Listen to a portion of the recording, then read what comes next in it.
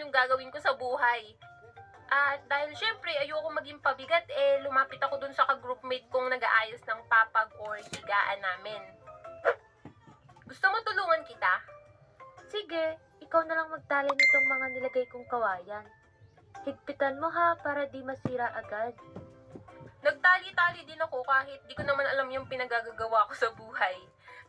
Bali, nag-start yung camp. Ang daming palaro. Meron pa nga yung magdadive ka sa putek. Tapos chismis pa ng katim ko, hinaluan daw yun ng pupu ng kalabaw kaya color brown. Di ko alam kung totoo.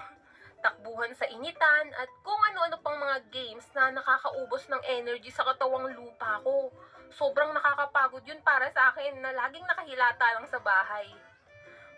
Gusto ko na umuwi. Tapos nung gabi na, pagtapos namin maligo at tipidin yung tubig sa drum na inigib namin, syempre, tulugan na. May mga nakaupo at yung iba naman nakahiga na dun sa papag na ginawa ko at ng isa kong katim. Naghanap na ako ng pwesto nun kung sino yung katabi ko matulog, yung wala saan ng kuto. Nang biglang... Hala!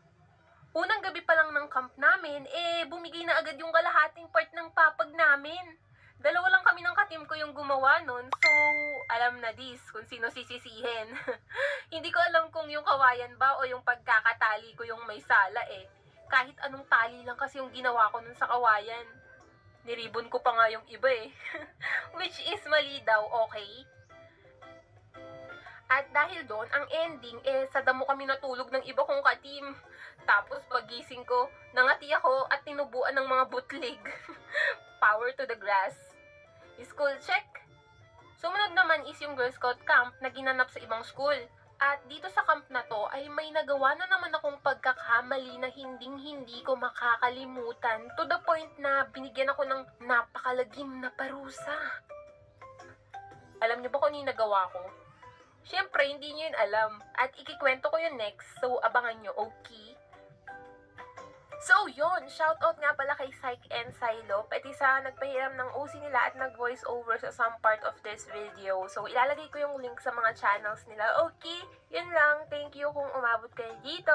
See you sa next kwento ko. Bye-bye!